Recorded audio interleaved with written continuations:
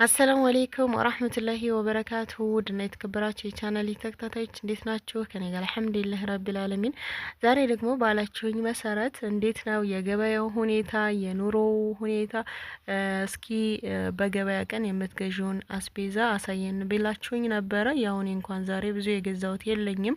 ነገር ግን ያው የገዛሁትንም ቢሆን እና የሰማሁትን የዋጋ አይነት እነግራችኋለሁኝ ግን ከምንም በላይ ማለት ነው ቀድሜ የምነግራችሁ ነገር ቢኖረኝ ምንም ያክል ኑሮ ቢወደድ የሚያኖረን አላህ Subhanahu Wa Ta'ala እስከሆነ ድረስ ምንም አይነት ጭንቃት ሊኖርባችሁ አይገባም ነው የምላችሁ። ያለውን ሪያሊቲ ለማወቅ ከፈለጋችሁ እነግራችኋለሁ በዝርዝር ማለት ነው። እዚህ ጋር የምታዩት ዶሮ የዋይቴ ላስፈጥር ገዝቼው ነው 1500 ነው ዋጋው። እዚህ ጋር ደግሞ እንቁላል ገዝቻለሁኝ። እንቁላል የሀበሻ ነው፣ በጣም ትንሽ ይሄናት እንቁላሏ 18 ብር ነው እንቁላል የገዛሁት። ትልቁ የፈረንጁ 20 ብር ነው። ያው ይሄ ለመላጥ ስለሚመች ነው የገዛሁት። ለቅቅል አሪፍ ነው፣ ለፍርፍር ሲሆን ያው ያንሳል እንትን ስለማይል እና እዚህ ጋር ደግሞ ሽንኩርት ገዝቻለሁኝ። ሽንኩርት አሁን ላይ ተወዷል አልሐምዱሊላህ። ግን ለገበሬዎቹ ወላሂ በጣም ደስ ይላል። በጣም ለፍተው እኛ እንኳን እየቀነስን እንሰራለን። ወላሂ ነው የምላችሁ። በቃ ትንሽዬ ከተወደደብን በሁለትም ሽንኩርት በአንድም ሽንኩርት ልንሰራ እንችላለን እና የኛ አያሳስብም። የገበሬው ግን ጉልበቱም በቃ የሚረጨው ነገር በጣም ብዙ ነው። ለተባይ ለምናምን ፈንገስ እንዳይሆን ብቻ በጣም ብዙ መድኃኒት ይረጫል በየሳምንቱ ኦልሞስት በጣም ነው የሚረጨውና ለዛ ያን ሁሉ ድካም ደክመው በጣም ሲረክስባቸው ወላሂ አንገታቸውን ድፍት አድርገው ምናምን ሲሸጡ ኬሻውን 800 ብር 500 ብር እኔ ወላሂ በጣም ያሳዝኑኝ ነበረ። እና አሁን አልሐምዱሊላህ ጨምሮላቸዋል ማለት ነው። ለኛ እንግዲህ እንደ ነገሩ እናደርገዋለን። ከምንም በላይ ነው የምላችሁ የገበሬው እቃ ሲረክስበት በጣም ነው የሚያሳዝኑት። ከምንም በላይ ለምን ድካም በድካም ሰርተው አምጥተው እንደዛ እርክስ ሲልባቸውና በርካሽ ጥለውት ሲሄዱ እንደውም አንዳንዶቹ በተለይ ቲማቲም ሲረክስ በቃ እየተናደዱ ሁላ ገበያው ላይ ደፍተውት ይሄዳሉ። በጣም ያሳዝናል። አሁን እቺ ሽንኩርት ተወዷል እንዳልኳችሁ፣ ለዛውም ጽድት ያለ ሽንኩርት አታገኙም። አሁን ይሄ 4 መደብ ተብሎ 400 ብር ነው። መደቧ በጣም ትንንሽዬ ናት እና 400 ብር የያዘ ሽንኩርት ነው ማለት ነው። ያው ለዶሮ በዛ ያለ ስለሚያስፈልግ ነው የገዛሁትኝ። ሌላው ደግሞ ቲማቲም እንደዚሁ ትንሽ ተወዷል። ያው ከሽንኩርቱ ይሻላል። አሁን እቺ የ50 ብር ቲማቲም ናት። ይሄ ደግሞ የ100 ብር ነጭ ሽንኩርት ነው። ክኖር 50 ብር ገብቷል። 6 ፍሬ ማለት ነው። የሚገርማችሁ ነገር 6 ፍሬ 50 ብር ገብቷል። አይወዲ ጨው አላስገባሁትም፣ ይቅርታ። እዚህ ጋር ገዝቼ መጥቻለሁ። 70 ብር ገብቷል። እሱም ሎሚ የ10 2 ነው። ያው ዝም ብሎ ነገር ነው። ዝንጅብል የ50 ብር ገዝቻለሁኝ። ዋናው ነገር እዚህ ጋር እንደምታዩት ደግሞ ዘይት ነው። ሊባ ዘይት በባለፈው የገዛሁት 1700 ብር ነበር። አሁን 2000 ብር ገዛሁኝ ማለት ነው ውዶችዬ። እና ለዶሮ መስራት የሚያስፈልጉኝ እነዚህ ነገሮች ናቸው እና ገዛዝቻለሁ። ሌላ የተለየ ነገር የገዛሁት የለኝም አልሐምዱሊላህ። ያው ከሰራችሁ ኢትዮጵያ ላይ መኖር ትችላላችሁ። ትንሽ የሚቸግረው ስራ ከሌላችሁ ካልሰራችሁ የሆነ እንኳን በቃ የምትረዘቁበት ሰበብ ሊኖራችሁ ይችላል። ትንሽዬም ስራ ብትሆን ለምን ሽንኩርትና ቲማቲም መቸርቸር አይሆንም ገበያ ላይ ወላሂ። እና ቀላል ነገር አይደለም። ለምን አሁን ላይ በውድ ስለሆነ ማለት ነው እንትን የምትሉት። አንዲት ጓደኛ የነበረች እንደዚሁ ልጇን ትምህርት ቤት አስገብታ ከዛ በቃ ክፍያው በጣም እንትን አለብኝ አለች። ባሏ ብቻ ነው የሚሰራው፣ እሷ አትሰራም።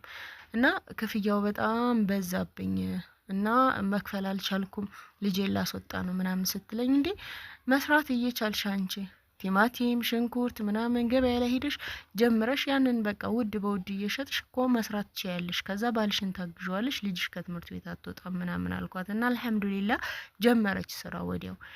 እና ሽንኩርት ምናምን መሸጥ ጀመረች። እንደዚሁ ኬሻውን ትገዙና ከዛ መቸርቸር ማለት ነው። እንደዚህ በመደብ ይደረግና ይቸረቸራል። በቃ ከሰራችሁ ምንም ይሁን ስራ ካልናቃችሁ ማንኛውንም ስራ የምትሰሩ ከሆነ ትኖራላችሁ። ለምን ያ መግቢያ አላህ የሚረዝቅባችሁ ነገር ሰበብ ያን ልታደርሱ ይገባል። ሰበቡን ልታደርሱት ይገባል። ስራ መስራት ነው በቃ ሁላችንም መስራት አለብን። በቃ ባል እየሰራ ከሆነ የእሱ ገቢ የማይበቃ ከሆነ ብድግ ብለን እኛም እንስራ። እንደዛ ከሆነ ሁለታችንም ተጋግዘን ልጆቻችን ማስተማር እንችላለን። ቤታችን ቀጥ አድርገን መያዝ እንችላለን። የፈለግነውን ቢያንስ አሁን እንደዚህ ገበያ ምናምን የምትሰሩ ከሆነ ማለት ነው ለእጃችሁ አታጡ። እውነቴን ነው የምላችሁ። ለእጃችሁ በቃ አያሳጣችሁም።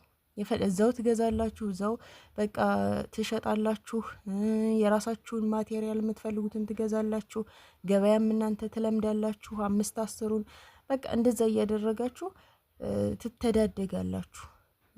በቃ ቤት ጎደለብኝ ምናምን አትሉም። እና እንደዚህ አይነት ነገርን አለመናቅ። አሁን አንዳንድ ሰው ከውጭ መተንም ራሱ በቃ ገበያ ላይ ሂጄ ልቸረችር ነው እንዴ፣ ገበያ ላይ ሂጄ እንደዚህ እንትን ልቀመጥ ነው እንዴ ምናምን እንላለን።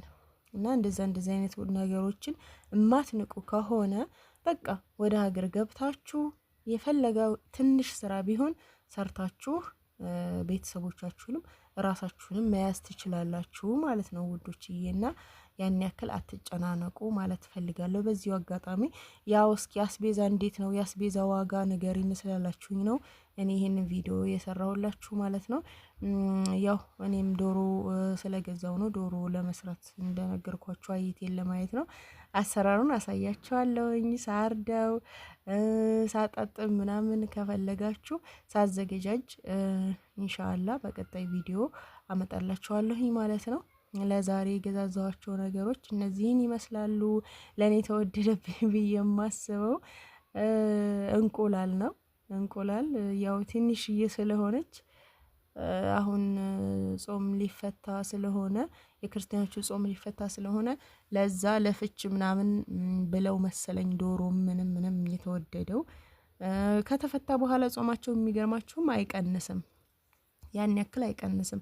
እስከ ዛሬ ግን ያው ረክሶ ከርሞ ነበረ። የሀበሻ እንቁላል በ10 ብርም ራሱ እየገዛን ነበረ። አሁን 18 ብር ገዛሁኝ ማለት ነው። ያኛውን ደግሞ 15 ብር፣ 14 ብር፣ 13 ብር ነበረ የምንገዛው። አሁን 20 ብር ሆኗል ማለት ነው። እና ያ ነገር ነው። ዶሮ 1500 ነው እንግዲህ ያው ትልቅ ተብሎ ነው የገዛሁት። እድሜው ትልቅ አይደለም ልጅ ነው። ያው ግን ዛቱ ትልቅ ነው ምናምን ተብሎ ነው 5 የገዛሁት ማለት ነው። ከዛም በላይ ከፍ ያለ ዶሮ እስከ 2500 ድረስ አለ ዶሮ። ከዚህ በላይ በጣም ትልቅ ማለት ነው። በግ ነው እንዴ እንዳትሉኝ፣ በጣም በግ የሆነ ዶሮ ሞልቷል።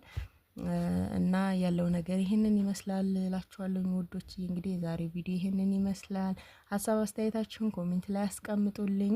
በቀጣይ ቪዲዮ ኢንሻአላህ ተመልሼ እስከመጣ አላህ ሰላማችሁን ያብዛው፣ ሀገራችንም ሰላም ያድርግልን። ወሰላሙ አለይኩም ወራህመቱላሂ ወበረካቱ።